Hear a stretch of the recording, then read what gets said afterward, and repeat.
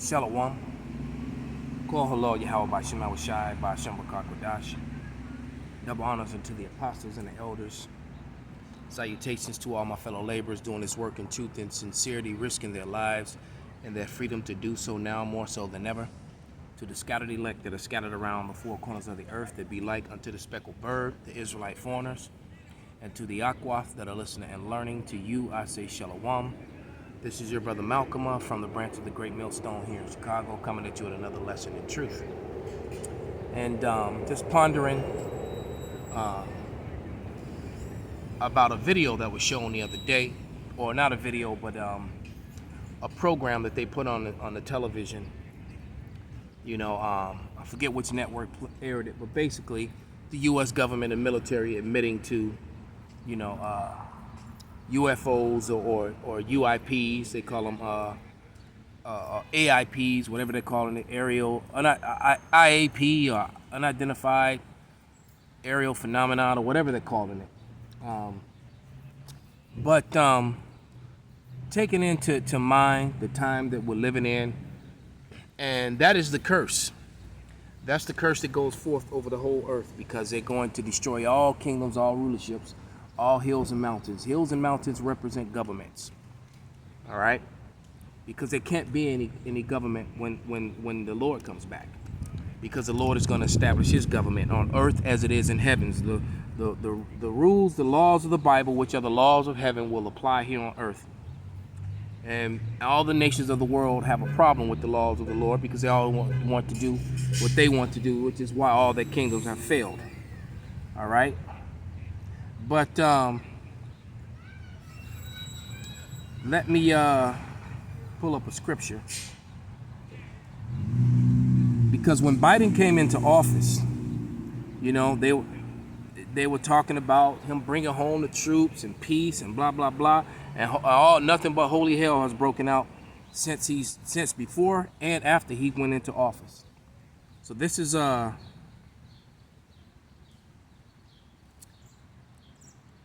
I'm looking for 1 Thessalonians 5:3, I believe. Yes. And it reads, "For when they shall say peace and safety, then sudden destruction cometh upon them, as travail upon a woman with a child, and they shall not escape." So basically, it's comparing the pains of childbirth to the situation that we're in the earth, and that's what's happening. Because basically, once a woman starts those contractions, start having those birth pains, it's no turning back from there. You know, it's going to go forward. All right, there's nothing you can do about it. She's going, whether she lives or dies, or that baby is born or not, that baby is coming. All right, whether it be alive or stillborn. Once those pains kick in, man, the party has begun. All right, and that's where we are now. And that's why it's no let up in the media, in the news, with events that keep happening. And a lot of the events they're not even covering, especially a lot of these things that are happening overseas, but it's going to get to the point where they can't ignore them anymore. Just like they can't ignore these chariots anymore. And we know exactly what they are. The common man doesn't, but we do, and so do the elites of Esau Edom. They know who they are. All right? There's an account in the Apocrypha in the 5th chapter in I think 1 Maccabees, of the 5th chapter, when the chariots showed themselves to the Greek soldiers, and it's basically the same thing is happening now. All right, the same thing is happening now, but and why are they showing? Well, look at all the land, power, wealth that has been stolen and taken unrighteously. Matter of fact, let's go to Micah. This is Micah 2, verse 1 and 2. I listened to a song that one of my students sent me, and basically it was some Asherites basically rapping, and the beat was off the chain. Rap was off the chain, basically rapping about how they want their land back. And they talked about the rape, robbery, and stealing of their heritage, and sterilizing them, and stealing their land and their gold, enslaving them. They talked about all that. And basically, they like, fuck your reparations, we want our land back. All right, which means that they want blood. But this is Micah 2, verse 1 and 2, and it says, woe to them that devise iniquity and work evil upon their beds when the morning is light. They practice it because it's in the power of their hand. See, it's in the power of Esau's hand to basically do whatever he wants to the nations, and especially to the children of Israel, all right, to the sons of Israel, which are the Lord's chosen people. All right, it says, and they covet fields and take them by violence, and houses and take them away. So they oppress a man and his house, even a man and his heritage. And who else does that? All right. How, as a matter of fact, every landmass that the Edomite is on, all right, the borders, the borders of Basra, the borders of Edom, wherever they are, they've stolen it. Australia, America, Canada, Brazil, Chile, South America, the British Islands, Montserrat, wherever they are, Aruba, Jamaica, Puerto Rico, they raped, robbed, and pillaged the whole entire earth. All right? And that hammer of the earth is being broken, man. The Lord is breaking their teeth and breaking their power. All right? Let's go to Job, the 20th chapter and the 20th verse. I'm sorry, not the 20th chapter, the 19th chapter. 19 and 20. And it reads, darn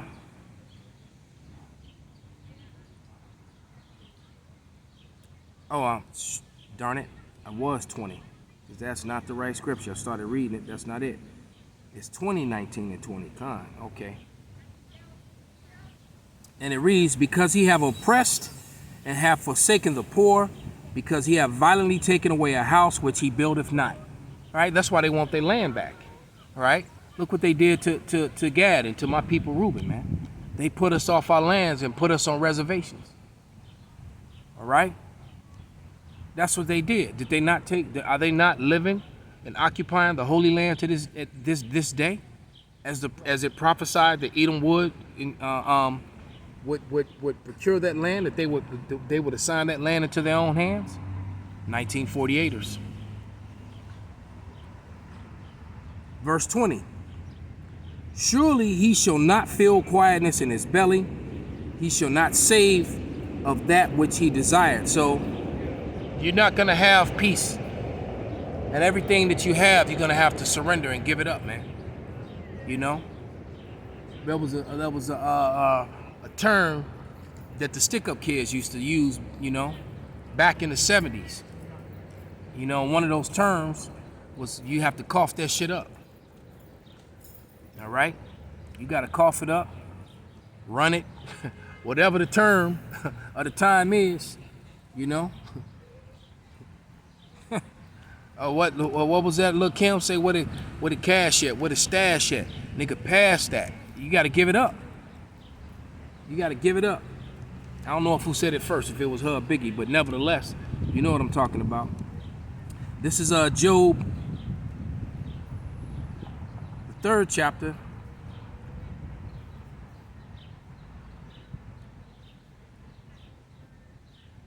And let me see, I think it's verse 4 and 5.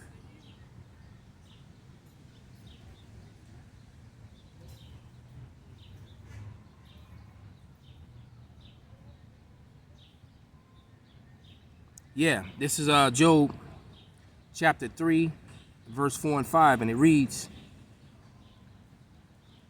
let that day be darkness, let not power regard it from above, neither let light shine upon it. Let darkness and the shadow of death stain it. Let a cloud dwell upon it.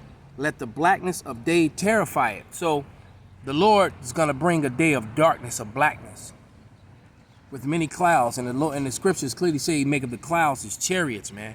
Those chariots are coming to destroy. And they admitted in that program that this technology is beyond them and that they're a threat and they should be taken serious.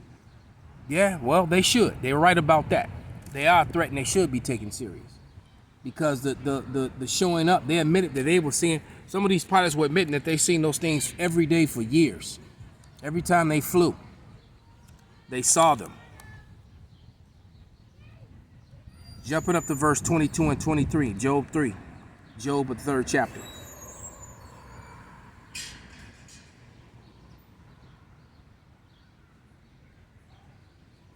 21, Salakia, 21 through 23. And it reads, which long for death, but it cometh not, and dig for it more, and dig for it more than for hid treasures, which rejoice exceedingly and are glad when they can find the grave. Why is light given to man whose way is hid, and whom God have hedged in? See, and they're digging up the grave for death, but death is going to flee from them, man. All right? It's going to get so bad out here that they're going to wish for death. They're going to wish that they were dead. But death will flee away. That's how bad it's going to get in this society very, very soon, man. And I can't wait. A lot of things are set to kick off this summer. Right as they're opening back up. They're going to open back up, and then all they're going to do is use that as an excuse to shut back down, man. Point blank, period. And the real oppression is on its way. All right? This is Zechariah 5. And I'm point is in 3, but I'm gonna start at verse 1, and it reads, then I turned and lifted up mine eyes and looked, and behold, a flying roll. And he said unto me, what seest thou? And I answered, I see a flying roll. The length of it thereof is 20 cubits, and the breadth of it 10 cubits. And they talked about, they were describing these things. One, they described it looked like a tic-tac. All right? And everyone knows what a tic-tac looks like, the little candy tic-tac. All right? Or they will call them cigars or whatever. But basically, they said these things had no wings. They had no fumes, they made no noise. They left no chemtrails and no exhaust trails, none of that. But yet they were flying. And they said that they would do maneuvers that would that defy physics. No, it defies physics in the realm of the earth, man. All right, we're talking about the beings that created everything. All right, they operate in a different dimension. Okay? But you can't laugh and make fun of it anymore because they're admitting to these things existing. So now so basically, all these people have been claiming they've been seeing things in the sky that are unnatural, and you laughed and scoffed them. The joke's on all you people, man. The joke's on you. All right? I'm gonna try to wrap this up and finish it up before the rain come. I prayed to the Lord that He hold it back till I was done, because it definitely looks like it's gonna rain. Verse Zechariah 5 and 3, and it reads, then he said unto me, this is the curse that goeth forth over the whole face of the Salakia. Then he said unto me, this is a curse that goeth forth over the face of the whole earth. For everyone that stealeth shall be cut off as on this side according to it, and everyone that sweareth shall be cut off as on that side according to it. So who stole all these places on the planet and then set up their own laws? And set up laws that favored them, falsified history that kept them in power, and oppression, and putting laws that oppress the people of the land and all the brown people round about, so that they and created white superiority, basically. Okay? Let's get another scripture that proves that what the Lord feels about them that stealeth. All right? This is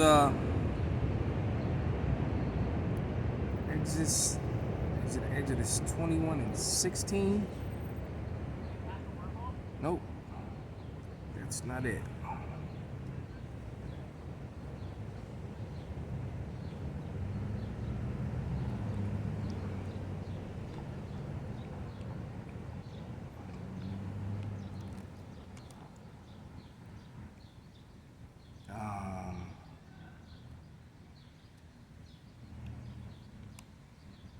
Nope, that's not it either. I'm pretty sure it's in Exodus. All right, let me try it this way.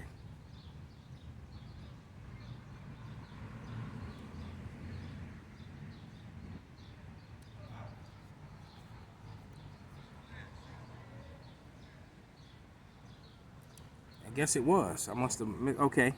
And this is Exodus 21 and 16, and it reads, and he that stealeth a man and selleth him, transatlantic slavery, the slavery of the native, the Latin, and the so-called Negroes, all right? And he that stealeth a man and selleth him, or if he shall be found in his hand, he shall surely be put to death. There's no other way out of this but death, man. All right? And because, and they believed and thought that the Lord was with them and allowed them to do this. But that prophecy was being fulfilled. That was part of the prophecy. All right? I always tell you that Manifest Destiny has a part 2. In part 2, you don't fare well. You know, you Edomites, nor you other heathens. All right? I'm tempted to move the camera so you can see all these birds that are just hanging out now. Right in front of me. But yeah, one last scripture. Let's go to Job 11 and 20.